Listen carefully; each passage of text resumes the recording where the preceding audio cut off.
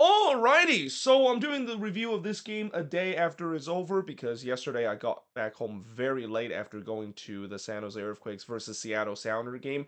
And by the way, they actually showed this game on the big screen as soon as the gate opened. Well, they actually only showed the second half for the rest of the game. Once it went to extra time, they didn't show it because apparently the pregame festivity does have priority over in terms of showing the remaining part of this game. Although they did mention you can watch the rest of the game at the outdoor bar or at the Sky Bar at PayPal Park, but I basically just watched it on my phone for the rest of this. But in terms of this game, well, the US is done in terms of Gold Cup. They got eliminated in the semifinal in this game, and for the second game in a row, the US had to go to a knockout stage game in the Gold Cup that goes the distance. But unfortunately, unlike in the one against Canada where they were able to prevail in the PK shootout, they weren't able to do so in this one against Panama. And I gotta say, I feel like they got very lucky. The fact that they even went all the way to a PK shootout because I thought the US got outplayed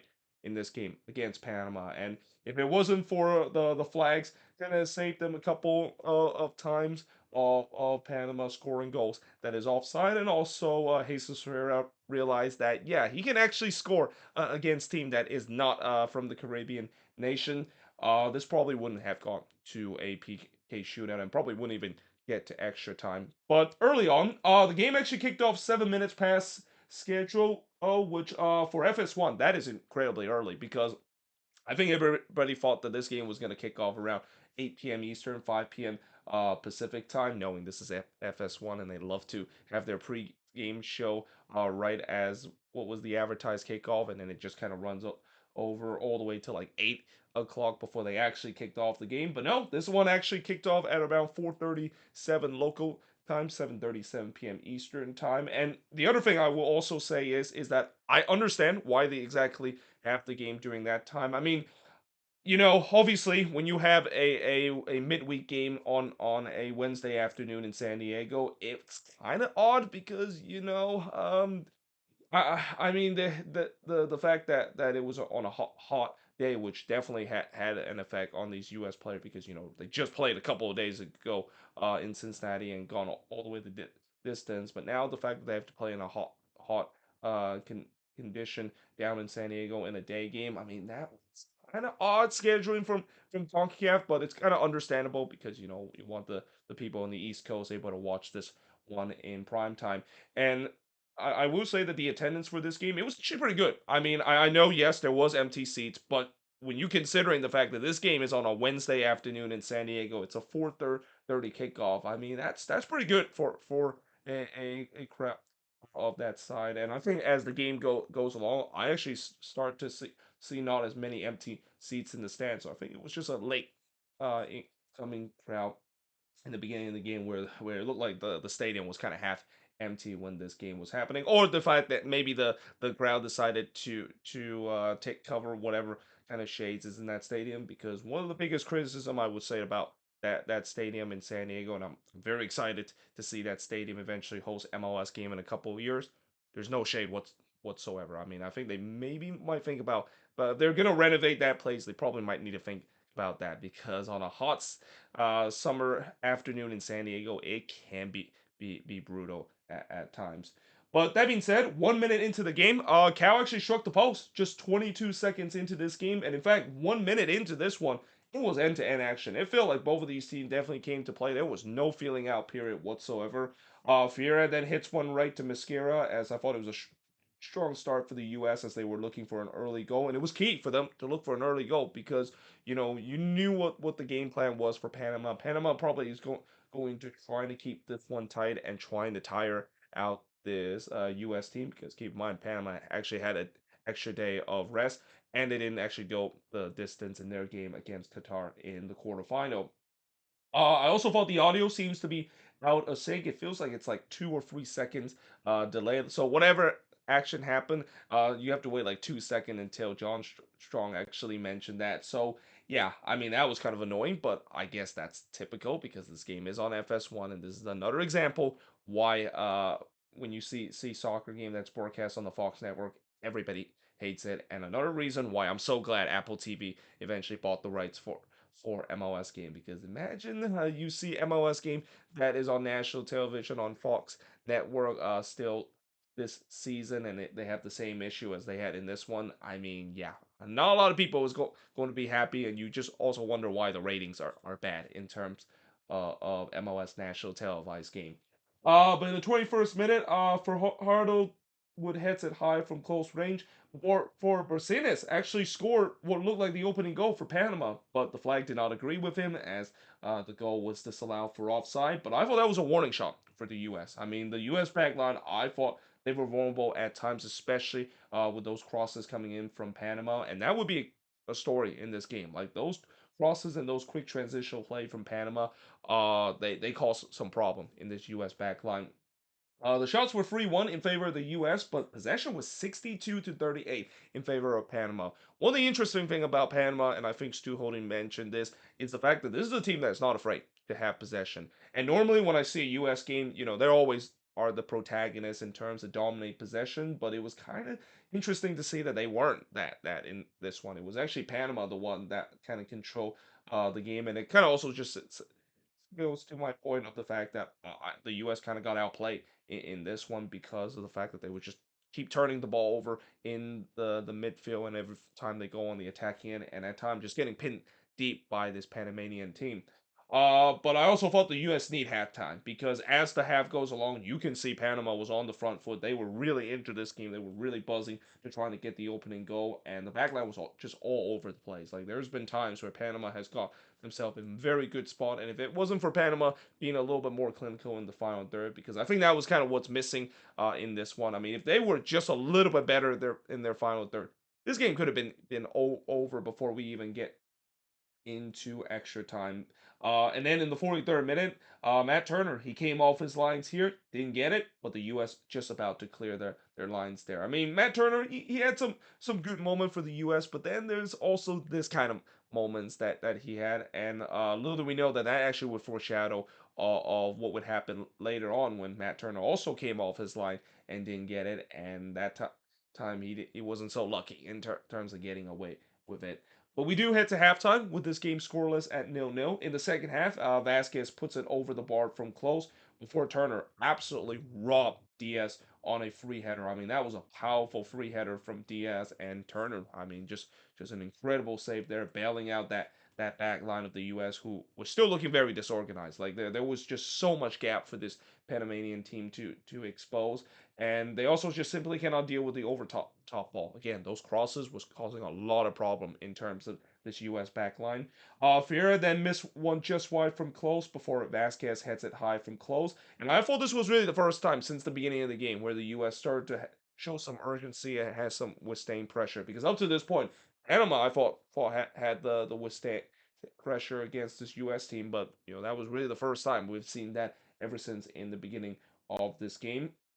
But we fast forward into 83rd minute. Fiera would heads it wide from close, and then in the third minute of stoppage time, Diaz thought that he puts it into the back of the net. Like he was celebrating alongside with the whole Panamanian team. They thought that they got a late winner to move on into the final. But for the second time of this game, the flag did not agree with him and the Panamanian team because they came up for offside. And yeah, I mean, again, for the second time in this game, the U.S. got bailed out because they were being very disorganized at the back.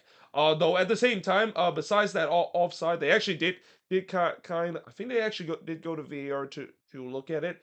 The other thing that I thought they were going to look at is whether or not if Mihajlovic actually handball this one, because when the ball was coming in, I'm not gonna lie. I feel like Mihajlovic did handball that one. I thought that could be a penalty, and I thought the U.S. could be in trouble again, just like what we saw in the game against Canada. And in fact, it was kind of deja vu all over again because this is just like what happened last time against Canada, where they conceded a penalty because of a handball in stoppage time, and it looks like Georgi Mihajlovic is the latest victim to do so. But the referee says no, no handball in terms of that. And I just wonder whether or not did the referee actually look at that play. Did they actually just look at the offside uh only and not look at the handball call? Because again, I just feel like that looked clearly like a handball and probably should have been a penalty for Panama. But again, for once referee decision goes in favor of the U.S. That doesn't happen often in a CONCACAF kind of type of game, but yeah, the U.S. really got away with it. Like they got away with two things: one, the offside, and then also the handball that I think probably should have been given to Panama. But there was no doubt that Panama was buzzing late. They were pressing late to get the winner. The U.S. was scrambling at the back again. But we do head to the end of regulation with this game scoreless. And once again, for the second game in a row, the U.S. are going to extra time. And they mentioned, I think this is the first time in Gold Cup history that the U.S. have had two straight knockout round that goes to extra time. So in the first half of extra time, Busio actually slipped as he was ready to take the shot. One thing I didn't mention is that the pitch on this stadium, yeah, it was a storyline in this, and not for a good reason. I thought the pitch was kind of a little bit dry, and that there was kind of some weird bounces that was going on. Keep in mind, despite the fact that Snapdragon Stadium is the home for San Diego State football, the San Diego Wave, the NWSL team, has been playing games at that stadium, and then of course in a couple of years, I'm going to see the San Diego team from MLS is going to be playing their home games at that stadiums. But obviously, when you look at the pitch, I mean, it just looked very dry. It looks like they didn't water it enough. There was some weird bounces, and the ball wasn't really kind of moving. Though I guess maybe that's like the most CONCACAF type of pitch, because that's just the way that CONCACAF really love how their pitch and how the Gold Cup game should take place. Though in the 97th minute, Fiera would head it right to Mosquera, but then in the 99th minute, you know how the U.S. got away with two goals that they conceded because of offside? Well, they didn't get away with a third one, as Ivan Anderson would score actually his first career international goal from Panama, from Carrasquilla, to give Panama a 1-0 lead. Again, terrible defending from the U.S., especially from DeAndre Yetland. There wasn't able to track back as he was out of position. And then Turner again came off his lines here, trying to get that one away, but this time he didn't get it. Just like what we saw at the stroke of halftime. And once Anderson round Turner, that was probably the easiest goal he's gonna ever score in his career. Like that was gonna be into the empty net. And yeah, Panama was leading 1-0, and up to this point, I wasn't even surprised. Like I knew it was coming with the way that the U.S. has not defended very well in this game in Panama. They look very lethal going forward on the attacking end. They finally got their deserved 1-0 lead. And unlike in the game against Canada, I actually didn't have any hope the fact that the U.S. was going to come back from this. In fact, in the 101st minute, Waterman actually had a cross that near the byline that actually nicked the post and fortunately rebound right to Turner. And that chance actually came of a bad turnover from the U.S. from the kickoff. Yeah, it's safe to say that this U.S. team just looked completely rattled. Like that goal was an absolute gut punch, and they just looked like they were completely rattled, and that this is also the reason why I didn't think there was any coming back from this U.S. But to my biggest surprise, there was a bit coming back for the U.S. because in the 105th minute, Jesus Vera, you remember that he can actually score goals against Central American team in the Gold Cup, not just Caribbean team, because he scored here from Morris to make it 1-1 in this game. This was just a wonderful volley there from Jesus Vera. That was just textbook finishing for him. But let's also not forget about the assist from Morris. And really, that just kind of came out of nothing because it was a long ball that Morris just flicked to Fiera, and that, yeah, I mean that's just something that came out of nothing, but I'll take it. And that the U.S. ties the game up at one apiece, pretty much in the most unexpected circumstances, because I didn't think the U.S. was going to come back in this, and they tied it again in this one. So we go to the second half of extra time. Turner would deny Welch from long range. Not much has happened in the second half of extra time. So this was the difference, where in the game against Canada, the U.S. was buzzing in the second half. This was not the case in this one, and I thought that kind of in favor of Panama, because you kind of sense that they want to slow this game down. They don't want the U.S. to have the momentum, and I thought they did a good job in terms of it. Then Jesus Ferreira actually went down, and he actually had to grab his hamstring. Now he did stay in the game because the U.S. was out of sub, but yeah, that kind of played a little bit of a factor heading into the PK shootout too, because as this game ends once again in a tie after 120 minutes, go to a PK shootout. Now this time, the coin toss, that was a big talking point in the game between the U.S. and Canada, how they kind of botched the coin toss there. No problem this time in terms of the coin toss, but During the penalty kick shootout, I mentioned about Jesus Ferreira.